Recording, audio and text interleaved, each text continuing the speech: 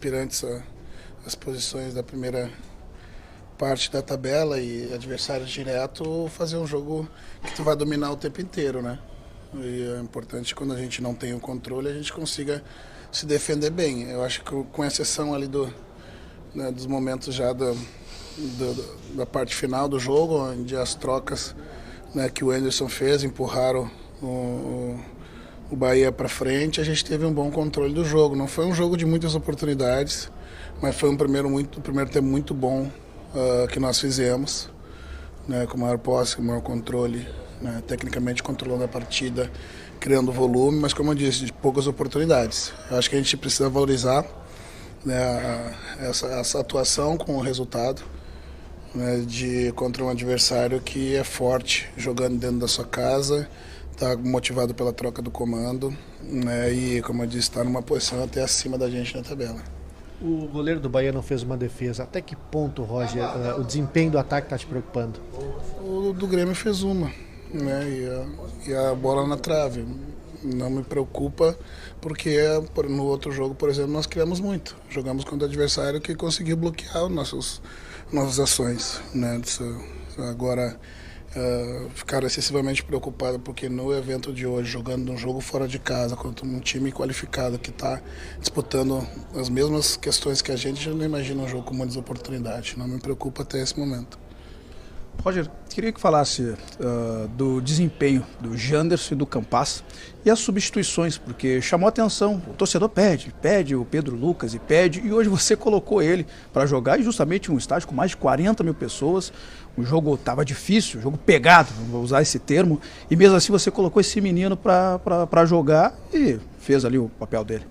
Então, César, acho que o Janderson foi bem até o momento que esteve em campo, cansou, né, porque o Anderson faz uma amplitude com o lateral esquerdo, fazendo uma linha de 3 com o lateral direito, e se coloca o Janderson por vezes muito dentro do nosso campo. Ele teve força para fazer os dois momentos, defender bem e atacar, né. Conseguiu levar o nosso time para frente, às vezes que não conseguiu, sofreu faltas pela impossibilidade, né, e por estar bem no jogo. Cansou, naturalmente a gente precisa colocar sangue novo, energia nova no campo, né. Eu acho que o Campas, que eu falei agora para ele dentro do vestiário, é que ele teve um jogo novamente um pouquinho acima do que ele foi nessa função no primeiro jogo. Eu acho que ele está evoluindo, né, dentro dessa função. No primeiro tempo ele participou bastante do jogo, depois ali eu percebi que com 15, 20 minutos estava começando a se ausentar um pouquinho da partida, né, e também optei por colocar o Pedro Lucas, que vem treinando muito bem, jogou agora há 3 dias atrás, né, com 23, foi bem, né, é um jogador que a gente aposta bastante, né, tá treinando muito bem, e nada mais justo. Eu não tenho receio de colocar jogador, né, eu vejo pela produtividade no treino e pelo empenho, né, que ele vem demonstrando. E hoje é um jogo para sua característica, na minha opinião, né, não um jogo muito para o Gabriel. Roger, existe uma expectativa, né, de no segundo turno você ter muitas novidades no grupo, né? Das reuniões que você faz com o departamento médico, os integrantes da comissão técnica, você tem uma projeção de quando que você vai ter todo mundo? Bom, contando os 3 que podem jogar a partir do dia 19, quando o Ferreira vai ter uma condição melhor, os que estão voltando lá, o Kahneman, o Edilson, todos que voltam do departamento médico. Você tem uma ideia de mais ou menos quando que você vai ter todo mundo à disposição, e a partir desse momento dá para esperar mais qualidade em termos de atuação? Eu acho que a qualidade a gente precisa observar de contextos diferentes, né? A gente fez um jogo, principalmente no primeiro tempo, um jogo com muita qualidade, né? Como eu disse, a gente por vezes fica buscando, né, o passado recente em que o clube jogava com uma outra forma. Segunda divisão é preciso competir muito mais, né? Vai se jogar, né? Essa busca por um equilíbrio a gente está sempre testando, né? Mas não tenha dúvida que quando você agrega, né, jogadores com mais experiência, né, com mais rodagem, com característica diferente, a tendência é que você também controle o jogo mais pela posse, né? Hoje a gente terminou o jogo com 6 ou 7 jogadores da categoria de base, né, de ser um jogo duro, difícil, né, de ser a projeção para tê-los eu não sei, né, até porque vão voltar alguns de lesão, e certamente, infelizmente, nós vamos perder outros, né. Agora, com relação à janela que abre, né, a gente já tem, né, nesse momento, né, de seu Guilherme, né, e demais companhia, Lucas, já o Tassiano se juntando ao grupo, né? A questão desses 3 jogadores em especial é a questão da janela, né? A abertura da janela, e eles faziam essa recuperação física, que é uma questão diferente da questão do Elkson, né? Que precisou de 1 mês, um pouco mais, porque vinha de 5 meses de inatividade. Esses jogadores estão no seu... estavam de férias, né? Então é muito mais fácil, é só acender a faísca e recondicionar, né? Isso eu também tenho essa expectativa, né? Justamente a gente está agregando qualidade ao grupo e experiência para a gente conseguir produzir mais e melhor. Ô Roger, ainda sobre o jogo, não te preocupa, você falou há pouco na questão do ataque, que você não ficou preocupado, mas não te preocupa o aproveitamento, por exemplo, da bola parada? Foram várias as oportunidades em escanteios, faltas, o Grêmio, os jogadores com alguma dificuldade de acertar o cruzamento, acertar na bola, isso não acaba preocupando o treinador? Você viu o tamanho do Luiz Otávio? É grande. Pois é. 1,95, né? E a gente trabalha justamente... Hoje o que a gente trabalhou foi justamente tentar explorar um pouquinho melhor o primeiro pau ali do Bahia, né? Que a gente percebeu que podia ter uma situação. A primeira bola do Campaz ele colocou lá no segundo, de fato, porque a parte ali do campo, depois ele teve que ajeitar ali, pisar na grama, porque ela estava fofa demais e estava impedindo que ele fixasse o pé. Né? Agora, né? Todos os times do campeonato, né? E é uma característica dessa competição, né? Tem linhas defensivas muito altas. Nós jogamos até agora 15 jogos, nós tomamos 1 gol de cabeça. 16, né? Nós tomamos 1 gol de cabeça só, que foi agora contra o CSA. Então quer dizer que é uma característica da competição. Assim como você defende bem, pela linha defensiva bem treinada e pela estatura dos jogadores, você também vai ter dificuldade para fazer. E nós temos bons cabeceadores. Bruno é bom cabeceador, Pedro é bom cabeceador, né? Quem está entrando na área, né, tem a virtude como cabeceio, né? Mas é muito difícil. Claro, eu treino sempre. Se tem algo que a gente treina sempre, né, são bolas paradas, né, na antevéspera do jogo, que a gente fez as 2 bolas paradas, defensiva e ofensiva. Talvez, se a gente pegar só um jogador do Campaz, deve ter cruzado mais de 50 bolas no treino, tranquilamente. Né, mas e outra, né, o futebol é um jogo de poucas oportunidades, é uma bola. Né? Por vezes tu sai com um jogo com 2 gols de cabeça e tu acha que foi um aproveitamento maravilhoso, mas tu teve 2 gols de cabeça com 10 bolas cruzadas. É um aproveitamento baixíssimo, é uma média, assim como o cruzamento. O aproveitamento de cruzamento é baixo, né? O que a gente tem que fazer é trabalhar para que os jogadores entrem no lugar certo, sincronismo da batida do jogador que está com ela por bater, né, para ajustar isso a gente faz sempre. Então não me preocupa porque treina, né? É o adversário que também tem virtude nessa variável. Rogério Ferreira teve um pouco mais de 30 minutos, não sei se você conseguiu fazer alguma avaliação da entrada dele, se conseguiu, o que dá para falar, e o planejamento de vocês para a evolução dele até começar uma partida.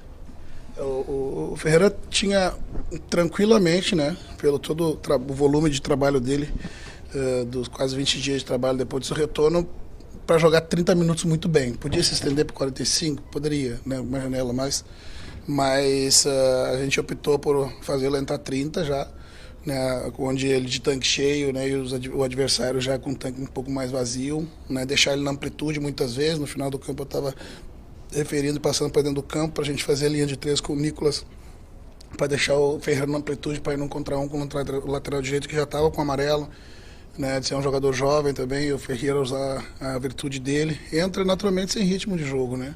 A gente está falando em 3 meses que o Ferreira parou-se a segunda vez, né? Mas nós estamos falando de um semestre inteiro, né, de inconstâncias de jogo, de treinamento. Isso tira muito o ritmo do atleta. Não sei se para o próximo jogo a gente perdeu o Janderson, não sei se para o próximo jogo ele pode entrar do começo. Isso aí eu vou conversar ainda com a fisiologia, com o departamento médico de preparação física. Se puder, seria ótimo, até porque a gente tem uma opção a mais.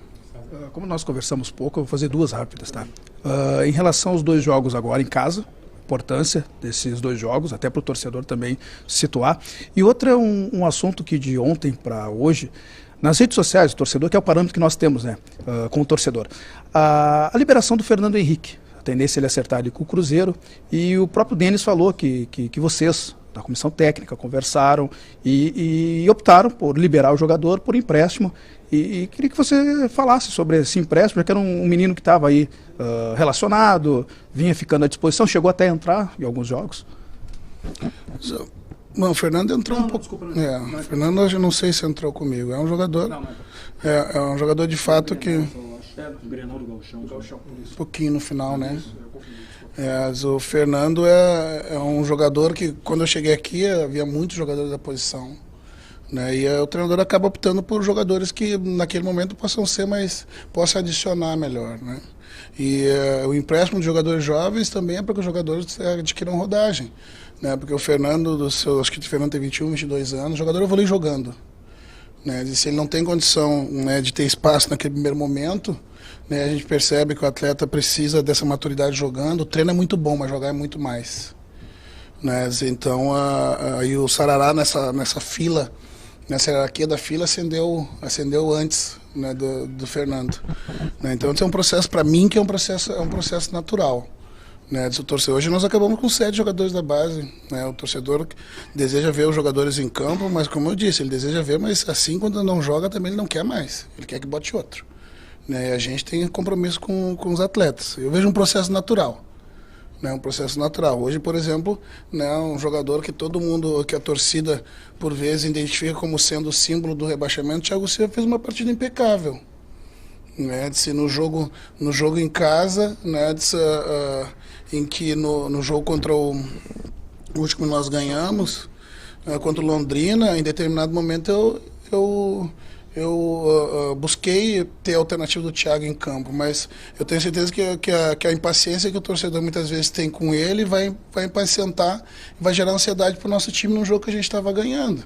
Daí eu opto, por vezes, por passar o Sarará. Fora de casa eu tenho tranquilidade de botar o Thiago, né, porque não tem o aspecto emocional do jogo em casa, né, da resistência que tem contra o atleta. Ele fez uma partida impecável, né? E por vezes o próprio atleta se vê numa condição de querer procurar outros ares, né? Porque no lugar que ele está, ele não se sente acolhido por todo mundo, né? Isso é muito ruim, né? Assim como a torcida gosta de um, ela não gosta de outros, né? Eu, como treinador, por vezes eu vou escalar, né, aqueles que eu entendo que possam ser mais aproveitados no momento, né? Como eu disse, o Fernando é um jogador que, para mim, ele precisa evoluir jogando, né? O atleta evolui jogando.